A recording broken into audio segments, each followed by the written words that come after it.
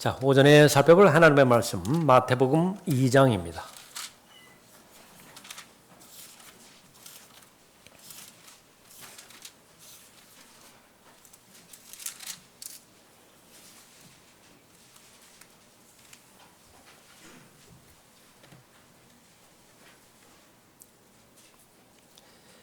마태복음 2장 1절부터 12절까지 받들어 읽겠습니다. 오늘 이 시간에 이르기까지 성탄절에 대한 설교를 한 번도 안 한 것 같아요. 그래서 오늘 특별히 12월 25일이고 해서 참된 성탄의 의미라고 하는 제목으로 말씀을 증거할 것입니다. 설교할 것이에요. 1절부터 12절까지 받들어 읽겠습니다. 이제 헤롯 왕 때에 예수께서 유대의 베들레헴에서 태어나셨으니 보라, 동방으로부터 현자들이 예루살렘에 와서 말하기를 유대인의 왕으로 태어나신 분이 어디 있는가, 어디 계신가. 우리가 동방에서 그분의 별을 보고 그분께 경배드리러 왔노라고 하더라. 헤롯 왕이 이 일들을 듣고 온 예루살렘과 더불어 불안해하며 백성의 모든 선임 제사장들과 서기관들을 함께 모으고 그리스도가 어디서 태어나겠느냐라고 물으니 그들이 말하기를 유대의 베들레헴이오니 이는 선지자에 의하여 이렇게 기록된 바 너 유다 땅 베들레헴은 유다의 통치자들 가운데서 가장 작지 아니하도다. 이는 너에게서 한 다스리는 자가 나와 내 백성 이스라엘을 통치할 것임이라고 하였음이니라 하더라. 그때 헤롯이 그 현자들을 은밀히 불러서 그 별이 나타난 때를 자세히 묻고 그들을 베들레헴에 보내면서 말하기를 너희는 가서 그 어린 아이에 관하여 자세히 알아보고 찾거든 내게 다시 알려주어 나도 가서 그에게 경배하게 하라고 하더라.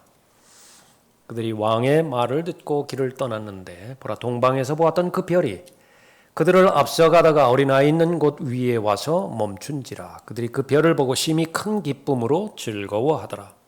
그들이 그 집에 들어가서 그 어린아이가 모친 마리아와 함께 있는 것을 보고 엎드려 그에게 경배하고 보물함을 열어 황금과 유향과 몰약을 예물로 드리니라. 그들은 꿈에 헤롯에게 돌아가지 말라는 하나님의 경고를 받고 다른 길로 고국에 돌아가니라. 기도하겠습니다.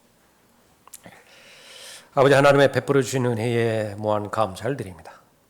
하루하루 한 주 한 주가 하나님의 은혜의 연속이었지만 지난 한 해, 올 한 해 또 하나님의 은혜로 시작하여 또 하나님의 은혜로 최상의 것들을 저희들에게 베풀어 주신 또 은혜의 시간들이었습니다. 무엇보다도 하나님께서 보물같이 여기시는 귀한 하나님의 자녀들 모임을 통하여 하나님을 경배하게 해주시고 또 모임을 통하여 교제하게 해주시며 그 동일한 모임을 통하여 맡겨주신 하나님의 일들 복음을 증거하고 진리를 전파하며 진리를 수호하는 일들에 사용케 해주심을 감사를 드립니다. 한 사람 한 사람을 주님 손에 의탁드릴 때에 주님 품 안에 품어주시고 눈동자처럼 잘 지켜보아 주셔서 최상의 삶으로 인도해 주시길 원합니다. 이제 하나님의 말씀을 듣고 하나님의 말씀에 순종하고 감사하고자 합니다. 준비된 마음들로 하나님의 말씀을 들을 때 성령 하나님께서 잘 깨닫게 해주시고 무엇보다도 마음과 실제 삶에 잘 적용케 해주셔서 모두가 다 하나님을 경배하고 하나님을 숭배하는 참된 경배자로 살아갈 수 있도록 복 주시길 원합니다. 저를 주님으로 충만하게 채워주십시오. 악의 세력이 이 시간 공격하지 못하도록 보호해 주십시오. 주 예수 그리스도 이름으로 기도드렸습니다. 아멘. 여러분들이 알고 계시는 것처럼 12월 25일 이것은 로마 때 바빌론 종교로부터 내려왔던 이 우상 숭배의 날이었죠. 태양 신을 섬기는 12월 25일을 기독교와 결합시켜서 크리스마스라고 하는 이름으로 하나님을 경배했던 때입니다. 동지에 해당되지는 때이죠. 낮의 길이가 가장 짧고 밤의 길이가 가장 긴 그 시점인데 이제 동지를 기점으로 해서 점차 낮의 길이가 더 늘어나지요. 태양의 영향력이 더 활성화된다라고 그런 기점에서 가졌던 그런 명절입니다. 예수 그리스도께서 탄생하셨을 때 겨울이 아니었습니다. 만약에 12월 25일이 예수 그리스도의 탄생 기점이었다고 한다면 이 목동들은 다 얼어 죽었을 거예요. 들에서 자면서 양들을 지켰기 때문에 그런 그 부분들을 지금 다 논할 수는 없는 그 부분이고요. 오늘 본문, 이 본문은 누가복음이 예수 그리스도의 탄생 시점과 구분해야 될 필요가 있습니다. 이 탄생 시점은 예수 그리스도께서 출생하고 최소한 만 1년이 지난 시점입니다. 그래서 헤롯 대왕이 예수 그리스도를 죽이는데 실패했기 때문에 2살 아래의 그 갓난아기들을 다 죽였던 것이죠. 그런 배경에서 보는 것입니다. 성탄절, 지금은 이제 마귀들의 놀이터가 되어버린 것입니다. 돈의 눈이 어두운 사람은 이 성탄절이 또 하나의 아주 귀한 기점이 되어지는 것이죠. 돈벌이 수단으로 그렇게 전락해 버리고 있는 것입니다. 정작 예수 그리스도의 이름은 찾아볼 수가 없습니다. 산타클로스, 그 누군가가 세이탄 클로스, 사탄 클로스라고 하는데 아주 적합한 그런 말이에요. 사탄을 숭배하는 그런 종교가 되는 것입니다. 예수 그리스도께서 만왕의 왕이시고 만주의 주이신 영원하신 아버지인 그분께서 육신으로 나타나신 그분에 대한 노래는 결코 들어볼 수 없습니다. 모두가 다 무슨 루돌프라든지 징글벨이라든지 같은 노래인가요? 그런 거? 그래서 무슨 크리스마스, 화이트 크리스마스 그렇게 되는데 모두가 다 죄로 넘쳐나는 그 도시에서 아주 한정되어 있습니다. 그래서 유럽이고 우리나라고 크리스마스 그 축제가 한창일 때에 그때는 신시티입니다. 죄로 이루어진 점철진 그런 그 도시들이 숙박료가 배로 뛰고요. 최소한 그런 나라가 어디 있습니까? 크리스마스 베이비 그런 말도 그렇게 생겨날 정도로 그렇게 하고 있고, 이 사실을 분별하지 못하는 모든 교회에서도요 똑같아 버리는 것입니다. 우상 숭배자가 돼 버리는 거예요. 지금 로마 카톨릭의 전통에 의해서 이 동방의 현자들이 경배 드렸던 대상은 마리아에게 경배 드린 거예요. 그러니까 모든 그림이요 마리아가 아기 예수를 안고 있습니다. 그러면은 그 사람들의 표현으로 한다면 이제 동방 박사가 되겠죠. 현자들이 거기서 절하고 경배하는 것인데 그 경배를 마리아가 다 받은 것입니다. 그러나 본문에서는 마리아에게 경배 드린 것이 아니에요. 예수 그리스도께 경배를 그렇게 드린 것이죠. 자, 참된 성탄의 의미를 찾는다고 한다면 성탄이라는 말 자체가 좀 어색하지만은요 영원하신 아버지께서 육신으로 나타나신 것이죠. 동정녀를 통해서 출생하신 것입니다. 그것이 성경적 의미라고 한다고 한다면 우리는 자유롭게 성탄절 축하할 수 있습니다. 기뻐할 수 있어요. 예수 그리스도께서 육신으로 나타나신 그 사건을 우리는 마땅히 알아야 되고 또 하나님 앞에 감사를 드려야 되고 하나님께 영광을 돌려야 되는 것입니다. 오늘 본문에서 말씀하시는 것은 경배에 관한 기록입니다. 참된 경배하는 대상은 누구이고 경배라고 하는 것은 무엇이고 우리는 왜 참된 경배자가 되어야 되는 것인가? 그 사실을 올바로 인식한다고 한다면 여러분은 자유롭게 오늘 하나님 앞에 드려지는 이 경배를 기점으로 해서 예수 그리스도의 탄생 이것을 여러분의 진리로 그렇게 받아들일 수 있습니다. 경배, 나보다 더 우월한 존재에게 경의를 표하는 것이죠. 존경을 표하는 것입니다. 나는 사람이고 인간이고요. 경배의 대상은 하나님이십니다. 하나님은 나와 관계가 있는 것인데 자비를 베풀어 주시는 것을 시점으로 해서 은혜의 과정을 통해서 지금의 내가 되게 해 주셨어요. 감사하고 또 하나님 앞에 나 자신을 드리는 것, 그것은 너무나 자연스러운 경배의 과정인 것입니다. 하나님께서 이스라엘을 선택하시는 데는 목적이 있으셨습니다. 경배 받으시기 위함이었어요. 그 구체적인 과정으로 성막을 세우셨고요, 성전을 세우셨습니다. 성막과 성전의 목적은 하나님을 경배하기 위함이었던 것입니다. 교회 역시 마찬가지입니다.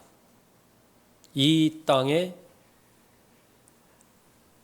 교회가 그 본분을 다한다라고 한다면, 다시 말하면 성경적인 교회로서 그 기능을 다하고 있다고 한다면 교회를 대체시킬 수 있는 다른 조직이나 대상은 존재하지 않습니다.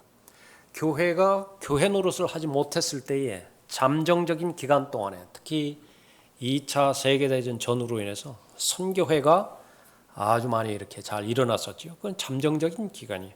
교회가 교회 역할을 못하니까. 그러나 그렇다 한다 하더라도 교회를 대체할 만한 조직은 없습니다. 교회의 제일 첫 번째 의미는 무엇이냐? 하나님 앞에 경배드리는 것입니다. 그래서 다른 교회에 다른 다양한 모임들이 있지만 경배 모임보다 더 우선시하는 모임은 없어요. 다른 어떤 모임이 더 중요하다고 해서 경배 모임에 차질을 일으키고 경배 모임이 다른 어떤 모임보다 그 중요성이 낮아지고 하는 것은 그것은 정상적인 교회가 아닌 것입니다.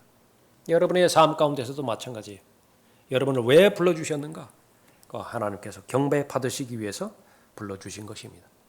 이 경배는 이 지상에서 삶이 끝나고 또 천상에서 올라갔을 때도 계속 이어집니다. 요한계시록 4장 5장에 보면 하늘에 수많은 거주자들이 있죠. 천사들도 있고 스랍들도 있습니다. 거기에 구원받은 장로들도 있습니다. 그 사람들이 하는 일들은 하나님을 경배하는 일입니다. 표현할 수 있는 모든 것들을 다 표현해서 하나님 앞에 경배드리는 것이, 경배가 얼마만큼 중요한 것이냐. 성경에서 말하는 첫 번째 언급의 법칙을 잘 아시죠? 경배가 제일 먼저 기록된 것은, 경배의 행위가 기록된 것은 바로 창세기 22장에서 아브라함이 독자 이삭을 하나님 앞에 바치는 것입니다. 아브라함이 그의 청년들에게 말하기를 너희는 나귀와 함께 여기에서 머물라. 나와 아이는 저기로 가서 경배드리고 다시 너희에게로 돌아오리라 하고, 창세기 22장 5절에서 말씀하고 있는 것입니다. 대상이 바로 이삭과 관련되어 있는 예수 그리스도를 말하고 있습니다. 예수 그리스도의 죽으심과 예수 그리스도의 부활하심을 가장 강하게 예표하고 있는 것이 바로 이삭이었죠. 경배입니다. 그래서 바로 이삭을 배제한 아브라함의 경배는 말할 수 없듯이요, 그 죄인을 위해서 피 흘리시고 성경의 예언대로 부활하신 예수 그리스도를 배제시키고 하나님 앞에 경배드리는 그 경배는 성경과는 무관한 것입니다. 신약에서 제일 첫 번째 경배라고 하는 말이 등장한 것은 여러분이 읽은 본문이에요. 마태복음 2장입니다. 구약도 경배, 신약도 경배에 초점을 맞추어서 예수 그리스도를 말하고 있는 것입니다. 지금 아버지 하나님께서는 경배드리는 자들을 찾으시는 것인데 참된 경배자를 찾으시는 것입니다. 그래서 이 경배, 그것은 하나님께서 하나님의 자녀를 부르신 목적입니다. 경배는 인생의 목적이 되어야 됩니다. 본문 말씀을 통해서 몇 가지 살펴볼 때 경배를 통해서 하나님께서 가르쳐 주시는 진리는 바로 인생의 목적입니다. 여러분 오늘 하나님 앞에 경배드리기 위해서 오셨죠. 가장 안 좋은 것은 때가 되었으니까 오시는 것입니다. 준비되지 않은 채 오는 것이에요. 여러분들이 지금 이 처음에 시작하고 마치는 시간까지 원활하게 자연스럽게 이 경배 행위가 잘 지나갈는지는 모르지만은 그러나 하나님과는 무관합니다. 반드시 목적이 있어야 돼요. 이것은 우리 박 장로님 기도하실 때도 그렇게 기도한 내용이지만은 생생한 인식, 그것은 아주 여러분의 삶 가운데서 아주 절대적으로 필요한 요소입니다. 나는 생생한 인식 가운데서 기도하고 있는 것인가? 하나님 앞에 드려지지 않는 기도가 얼마나 많은지 아십니까? 하나님께 경배에 드려지지 않는 경배가 얼마나 많은지 아세요? 그러니까 성경은 분명히 그 부분들을 강조하고 있습니다. 하나님께 경배드리라. 하나님께 기도하라.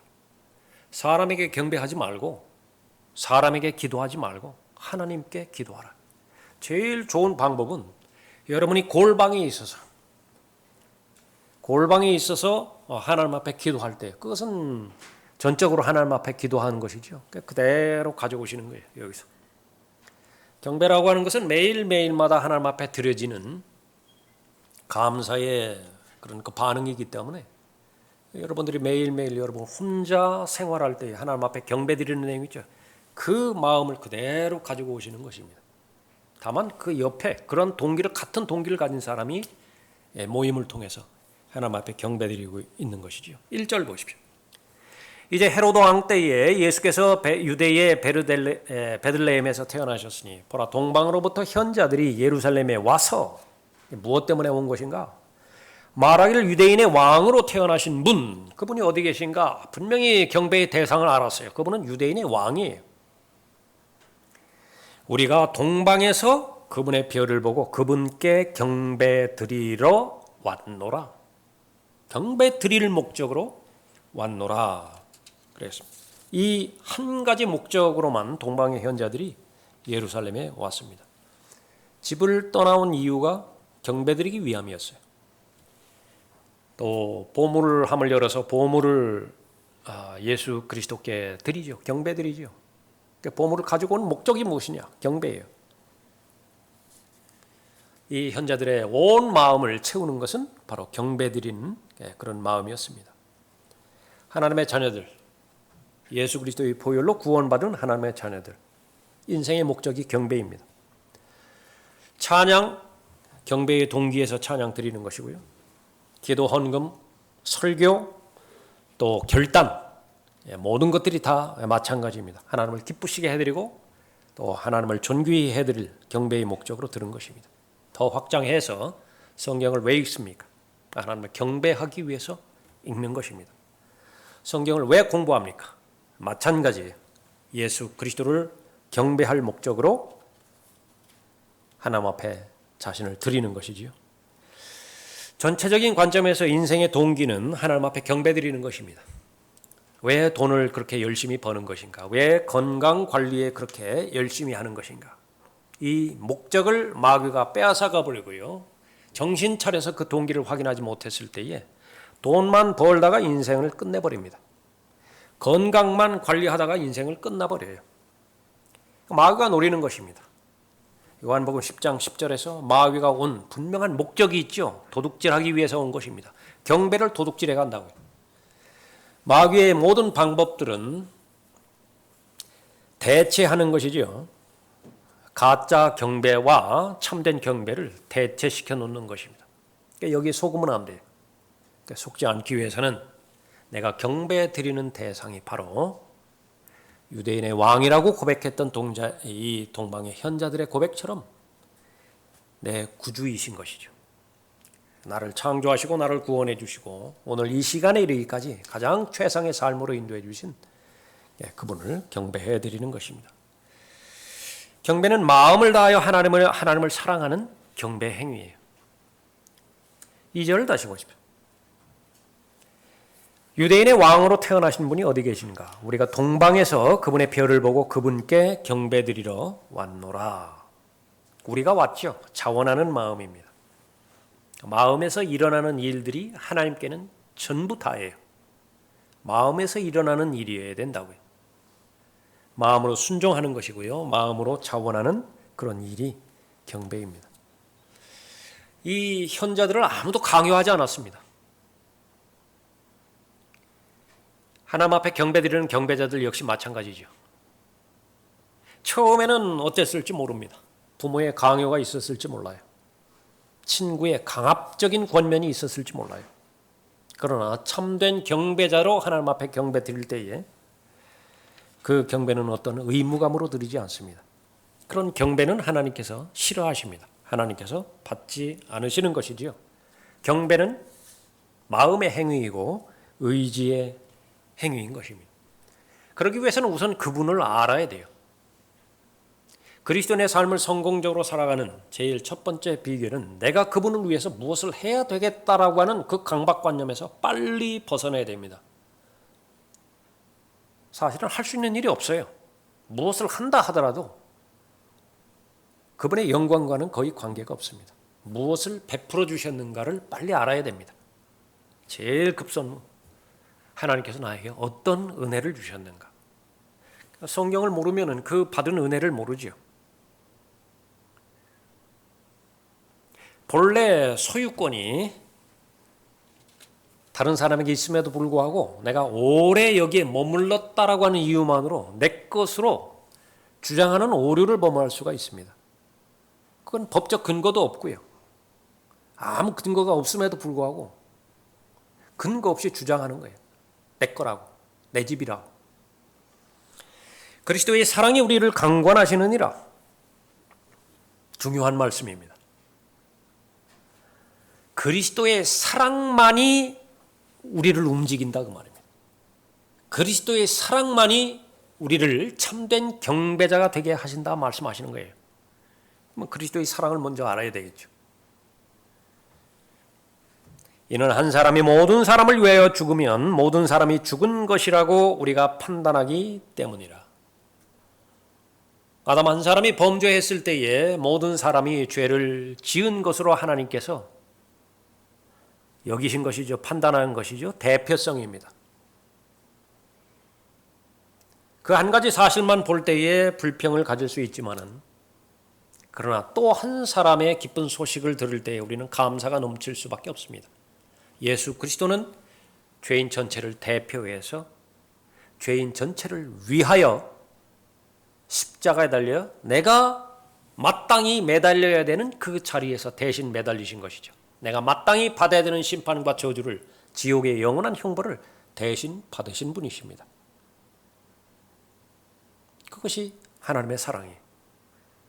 의심하지 않고 어린아이와 같은 단순한 마음으로 받아들일 수 있다고 한다면 예수 그리스도의 사랑이 성령 하나님을 통하여 여러분들에게 전달되어지는 거죠. 그것이 그리스도의 사랑이에요.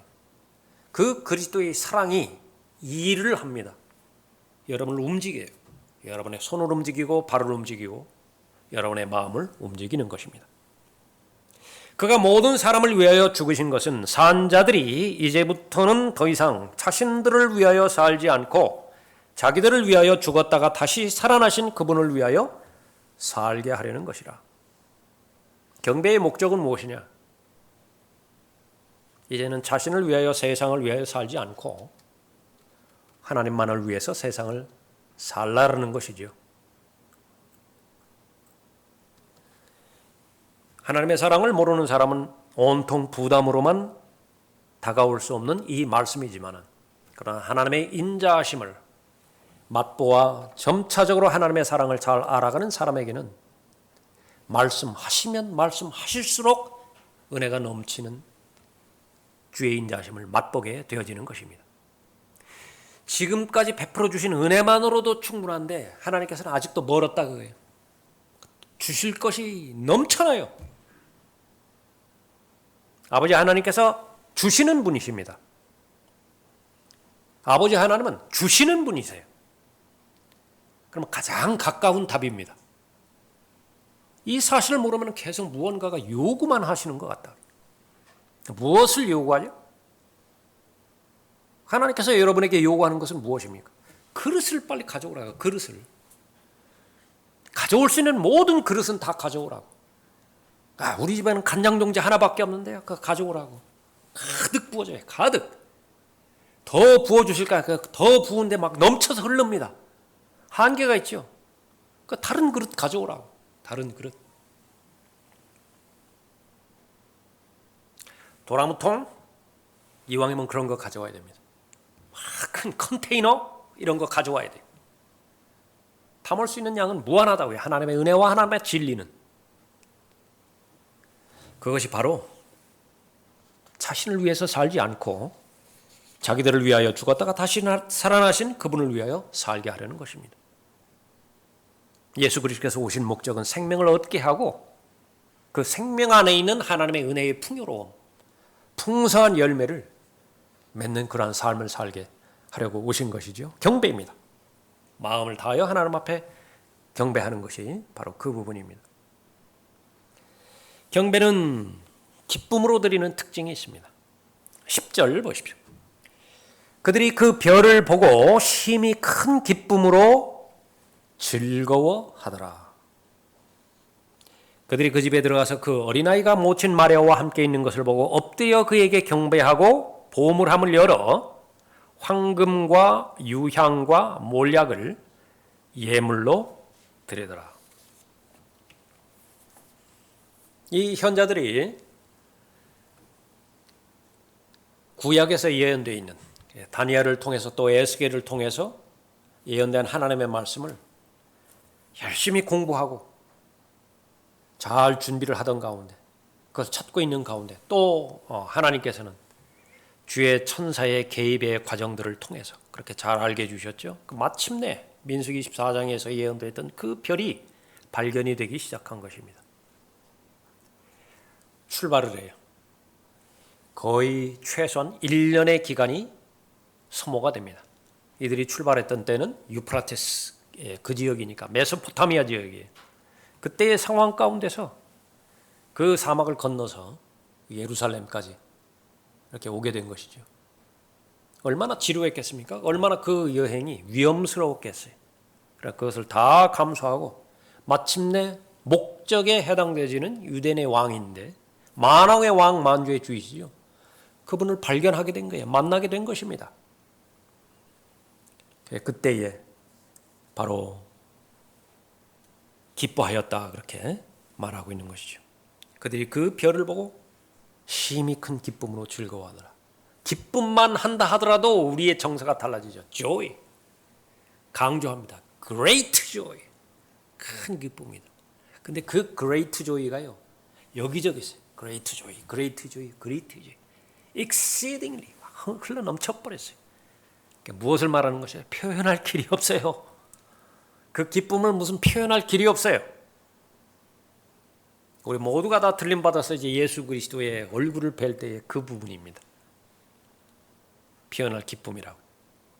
양면성이 있죠. 우리가 예수 그리스도를 만나게 되는 것은 구원해 주신 그분을 만나게 됐을 때는 하나님 앞에 기쁨이 되어지지만은요. 그분은 만왕의 왕이십니다. 만주의 주이시죠. 그분 앞에 꿇어 엎드릴 때는요. 죽은 자처럼 되는 것이에요.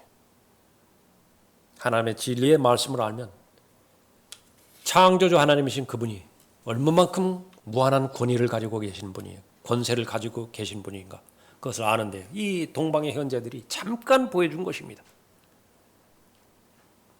만 1살 지나고요. 2살 정도 되고. 그러니까 그분의 실체를 알았기 때문에 그분 안에는 영원하신 아버지가 계시는 것이거든요. 영원한 아버지께서 육신으로 나타나신 분이에요. 그러니까 절한 거예요. 바짝 엎드려서 절한 것입니다. 두려움과 떨림 가운데서. 여러분들이 지금 목격하는 크리스마스 어떤 부분입니까? 장난치고 있잖아요. 아기 데리고. 아기 예수 데리고 막 이리 갖다 놓고 저리 갖다 놓고 자기 마음대로 다루고 있고. 그러니까 자기가 왕이에요. 자기가 왕이 돼서 그렇게 한다. 사탄이 노리는 것이 바로 그런 그 부분입니다. 기쁨입니다. 경배의 가장 중요한 요소 가운데 하나가 여러분의 정서예요. 처음에는 무덤덤할 수 있습니다. 대면할 수 있어요. 그러나 그 관계가 친밀해지고 더 깊어지는 데 있어서 계속 그런다. 더 안 만날 거라고요. 그냥 전화번호에 그 사람 이름, 연락처 그 정도만 있는 것이지 뭐 1년 지나야 뭐 한 번 내 쪽에서는 먼저 전화를 걸 동기가 없는 것이죠. 그냥 길거리에서 만나면 그냥 아는 척 하는 것이에요. 예수 그리스도와의 만남, 예수 그리스도와의 교제가 시간이 지났는 데 있어서도 내 마음의 상태, 내 감정의 상태, 내 정서의 상태가 그렇게 깊어지지 않는다. 내가 가장 중요하게 여기는 사람이 있을 거 아니겠습니까? 여러분의 식구들, 형제들, 자매들 있잖아요. 얼마나 좋아요. 여러분이 사랑하는 연인들도 있을 것이고 남편과 아내도 있을 것이고요. 존경하는 부모님이 있을 것 같고 아주 사랑하는 자녀들도 있을 거겠죠. 아끼는 그런 대상들이 있을 거 아니겠어요? 그것만 하지 못하다. 믿음의 초신자 때는 다 그래요. 그러나 그것이 세월이 계속 지나가는 데서도 여전하다. 경배에 문제가 있습니다. 경배에 문제가 있어요.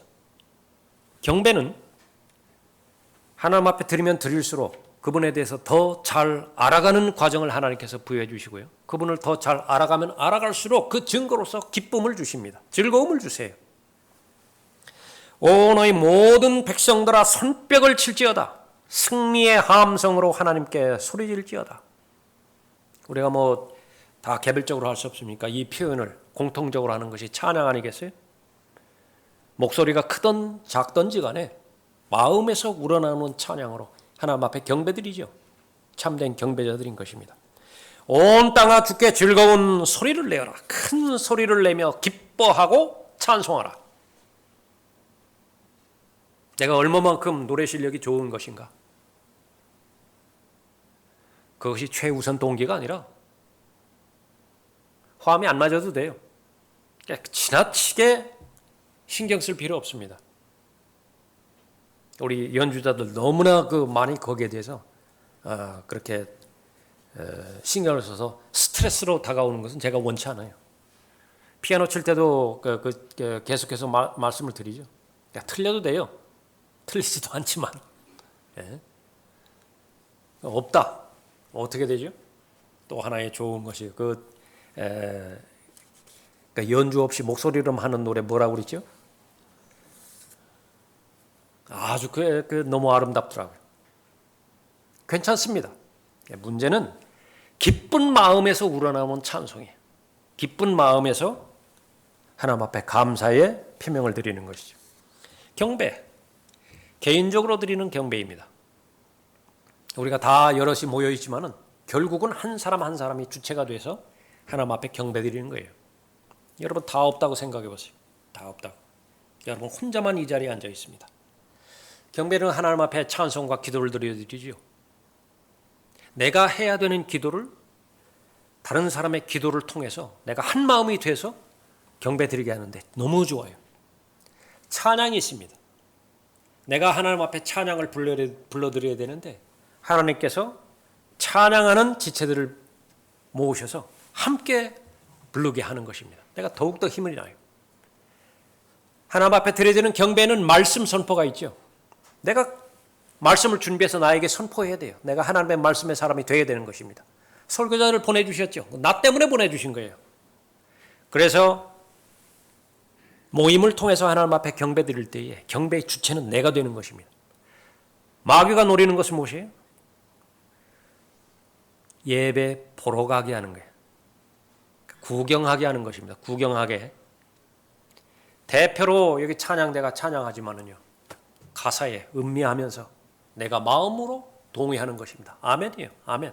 매번마다 아멘 하면 방해되니까 끝나게 되면 마음으로 아멘하죠. 입으로 표현할 수도 있습니다.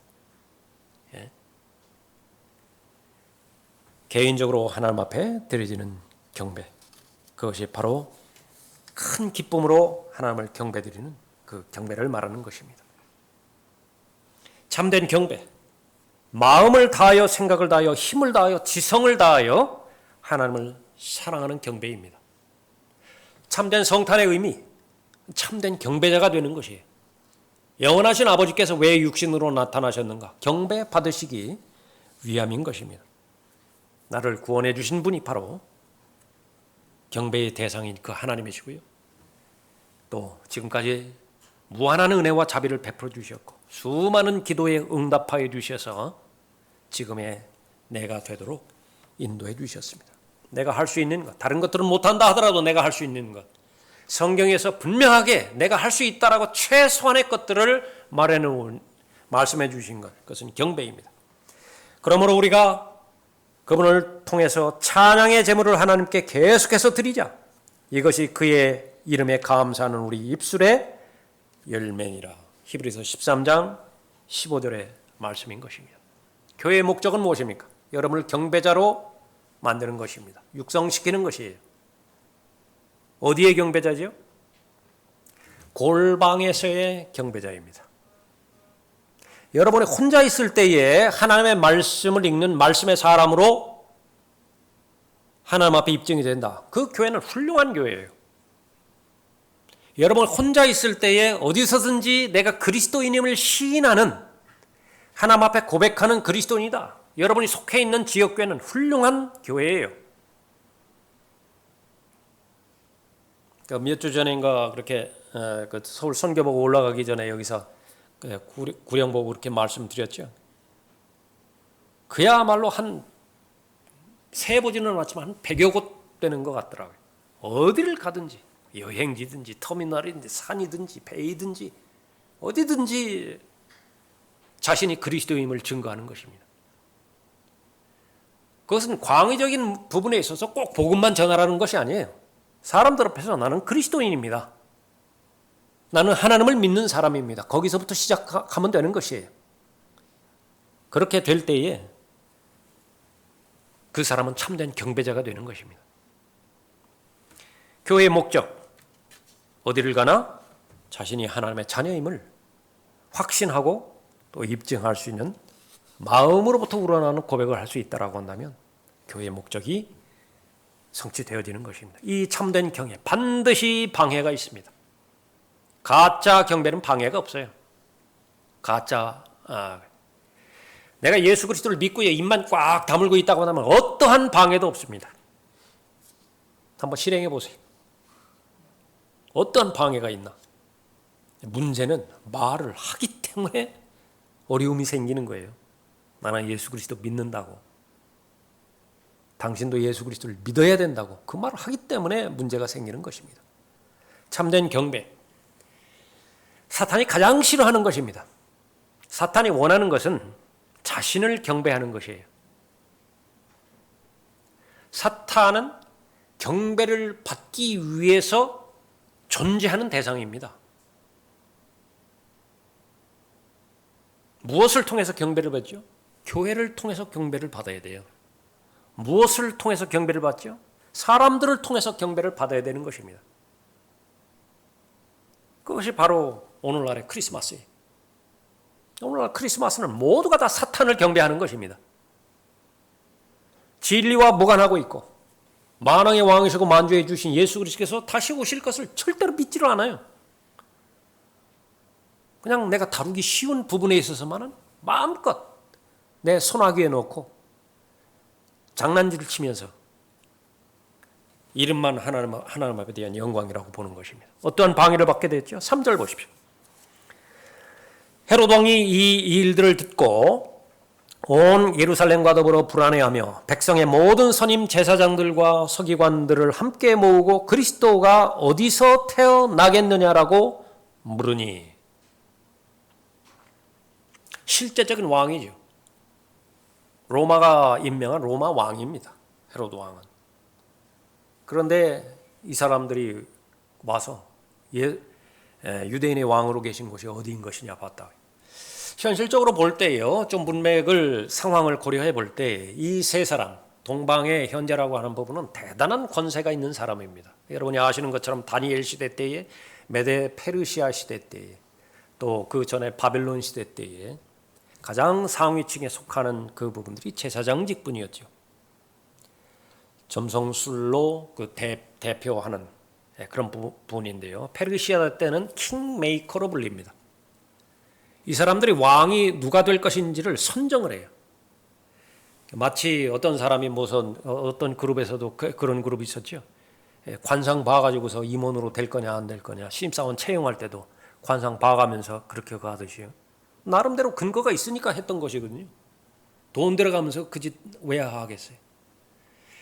그러나 이 사람들은 실제적인 그런 그 권세를 가지고 있는 것이 왕을 선정하고 왕으로 임명을 합니다.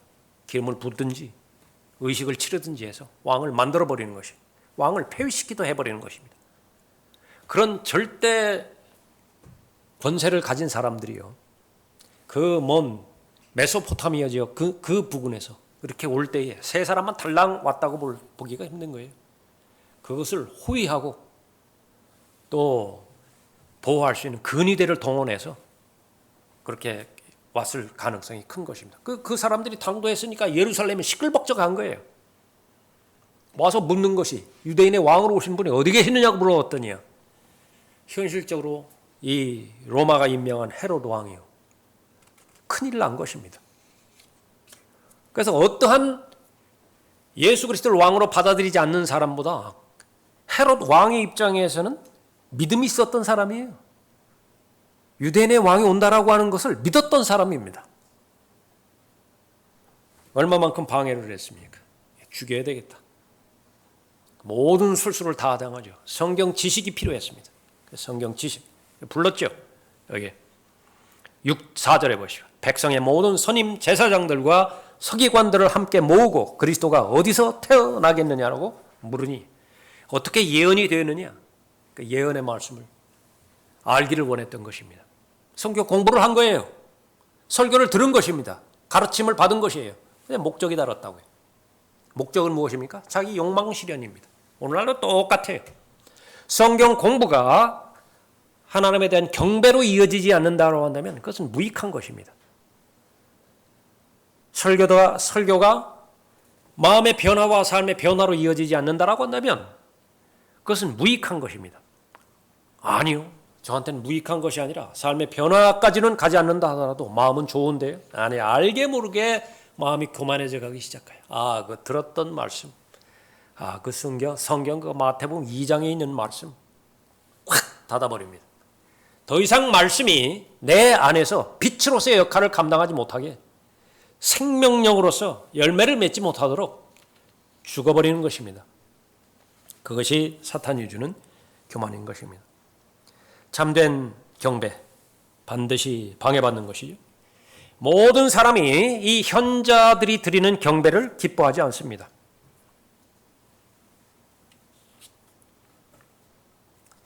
참된 경배, 가장 방해하는 것은 사탄이고요.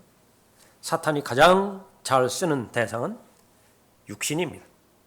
자기 자신이 하나님 앞에 경배드리길 원해요. 내 자신은요, 육신의 속성은 사탄의 본성을 입은지라 제일 간절하게 원하는 것은 내가 경배받기를 원하는 거예요. 사람들이 나를 알아주어야 된다고요. 사람들이 나를 인정해 줘야 돼요.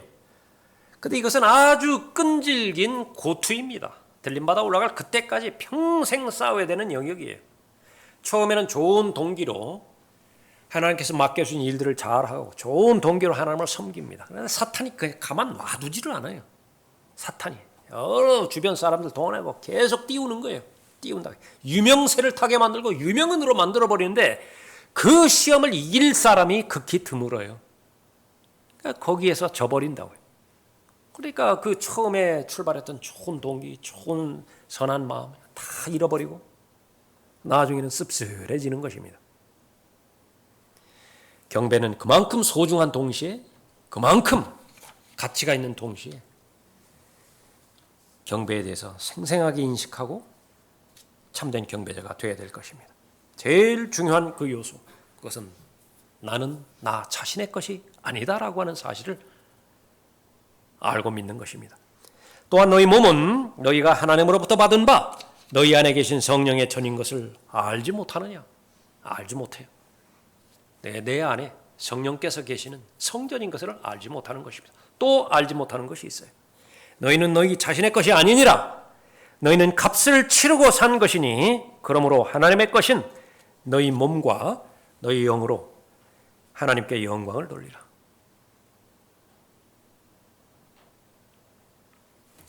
김해공항에 도착해서